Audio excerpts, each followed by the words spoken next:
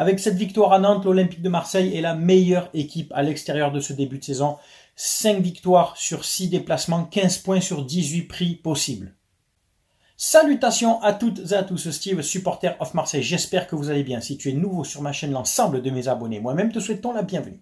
Ici, on parle foot. On va débriefer, analyser ensemble ce match.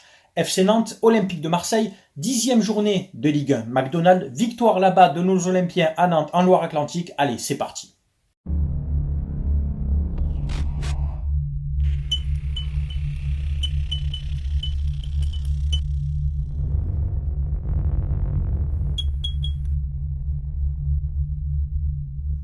Tout d'abord, on va parler des supporters, du contingent de supporters qui n'ont pas pu faire le déplacement là-bas à la Beaujoire. Interdiction préfectorale, ok, pas de problème, on accepte. Malgré ça, on a entendu des hauts armes dans le stade de Nantes et on a surtout entendu la clameur sur les buts marseillais. Bien entendu, encore une fois, je le dis, je le répète, mais c'est bien d'appuyer. L'OM remplit vos stades, l'OM a des supporters partout en France. Et l'OM reste et restera le premier club français. Alors tout de suite la compo de De Zerbi pour ce déplacement là-bas à Nantes. On avait donc Rudy dans les buts. Lirola prenait le poste de latéral droit. Quentin Merlin retrouvait une poste de titulaire, donc grand retour de Quentin Merlin à gauche. Défense centrale, Balerdi, capitaine, Kondogbia. Devant la paire de récupérateurs, Holzberg, Rabiot. Milieu offensif un peu plus haut, Koné. À droite, Greenwood. À gauche, Jonathan Rowe. Et devant, Neil Maupay. On attaque assez fort ce match et on maîtrise l'adversaire. On gagne la bataille du milieu de terrain. On a la possession de balle. On se procure des occasions. On se porte très vite vers l'avant. Ça pêche sur le dernier geste. Il y a des tentatives de Greenwood. Il y a de la percussion de Jonathan Rowe.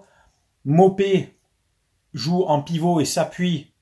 On s'appuie sur lui pour qu'il remette des ballons en profondeur à Rowe ou à Greenwood. Donc, il y a du jeu, il y a de bonnes intentions, mais on n'arrive pas à conclure. Jusqu'à cette 24e minute, Jonathan Rowe hérite d'un ballon sur le couloir gauche. Lui, percutant, dribbleur, provocateur, dribble son vis-à-vis, Marcus Coco, il me semble, donne un centre fort du gauche qui passe entre le gardien et Palois, le défenseur central nantais, et derrière qui surgit en taclant Neil Maupay pour pousser le ballon au milieu des filets. Opportuniste et renard des surfaces sur ce but, Neil Maupay, bravo à lui. 1-0 donc à la 24e minute, et il y a des temps d'arrêt de jeu à cause d'un problème technique, problème d'oreillette pour les arbitres, donc l'intensité perd un petit peu, et Nantes retrouve du poil de la bête et retrouve des meilleures intentions. Un quart d'heure plus tard, après notre ouverture du score, on a donc ce débordement de Marcus Coco qui part dans le dos de Quentin Merlin, centre fort dans la surface, Kadewere arrive lancé et coupe la trajectoire du ballon du pied gauche, d'une belle reprise du gauche sans contrôle qui trompe Rulli, la frappe est très bien décroisée, poteau opposé, donc deuxième poteau, et ça fait un partout à la 40e minute de jeu environ.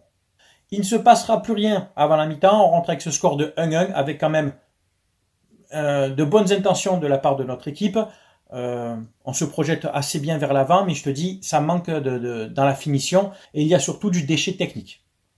À l'heure de jeu, les premiers changements, Murillo remplace Quentin Merlin, donc Murillo prend le poste de latéral gauche et Luis Enrique remplace Ismaël Koné qui pour moi a été le joueur le plus décevant hier soir à Nantes.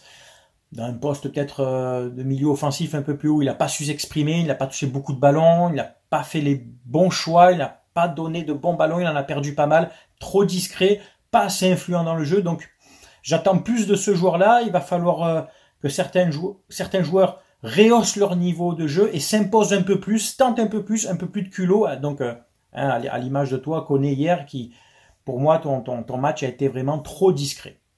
Et quelques minutes plus tard, donc, Jonathan Rowe donne un bon ballon à Luis Enrique qui trouve Greenwood en poste de numéro 10, d'accord.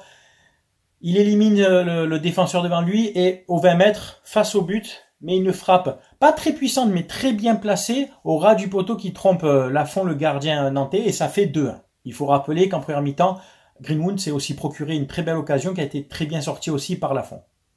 2-1 donc à l'heure de jeu, 10 minutes plus tard, d'autres changements faits par De Zerbi.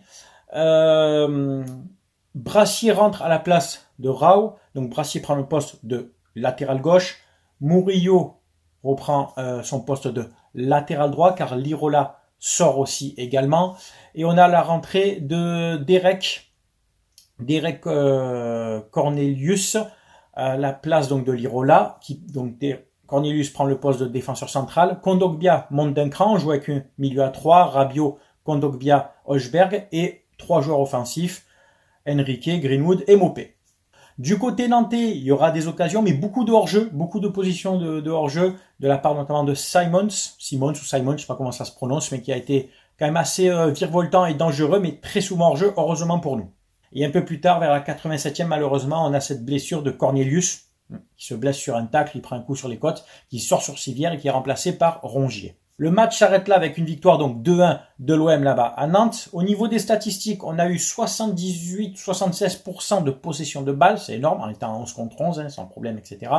770 passes pour nous, 9 tirs, 4 cadrés seulement, mais très efficace. On peut dire qu'on a été efficace sur les tirs cadrés. Donc c'est une bonne prestation de l'OM à Nantes qui nous permet de reprendre 3 points après cette déconvenue contre Paris. On est deuxième avec 20 points en 10 matchs. Donc dans la moyenne des 2 points par match, on est pile à 2 points par match. On est deuxième avec 20 points, égalité avec Monaco qui a perdu à domicile contre Angers. La surprise, alors certains se sont moqués parce qu'on avait fait un match nul contre Angers. Monaco a perdu eux contre Angers. Donc tu vois comme quoi ça peut arriver à n'importe quelle équipe, même à Monaco. Et on a su en profiter. On est donc deuxième à 6 points du PSG. On est bon. Au niveau comptable, on est bon. Il va falloir enchaîner maintenant une série. Il va falloir surtout enchaîner des victoires à domicile. À domicile, on est la 3e pire équipe de Ligue 1. On n'a que 5 points sur 12 possibles à domicile. Une victoire, 2 nuls et une défaite. C'est trop peu.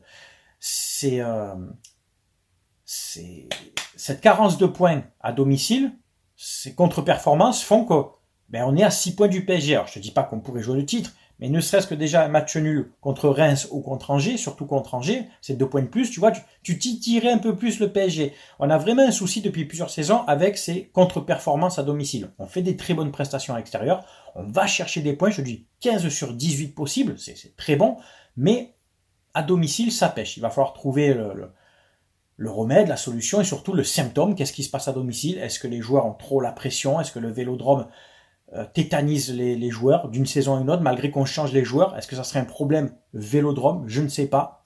En tout cas, on n'a que 5 points sur 12 et c'est trop peu pour prétendre maintenir une place sur le podium. Là, le championnat, d'accord, a fait que commencer.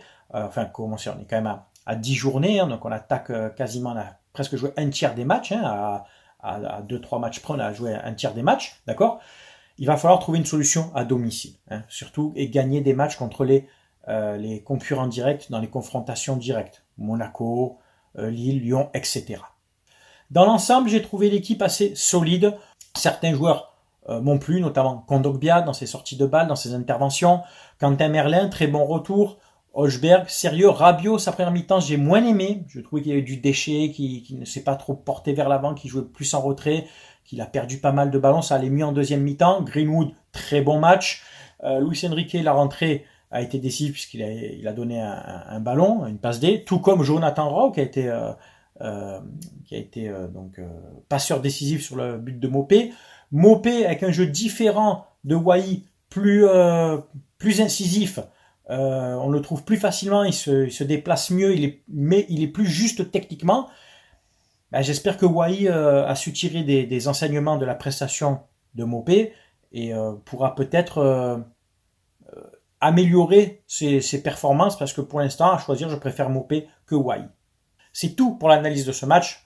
N'oubliez pas mon partenaire en Chine, mayogo.co, partenaire avec qui je travaille depuis plus de 4 ans, où tu pourras trouver des maillots, notamment de l'Olympique de Marseille, de cette année, des saisons précédentes, des maillots rétro, vintage, 99, 93, 91, hommes, femmes, enfants, des survêtements, des vestes, etc.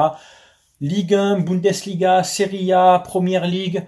Tu trouveras tout ton bonheur, un championnat européen, championnat d'Amérique du Sud, équipe nationale sur ce site. Et grâce à mon code SOM, tu auras 15% de réduction sur sur ton panier, sur ton achat.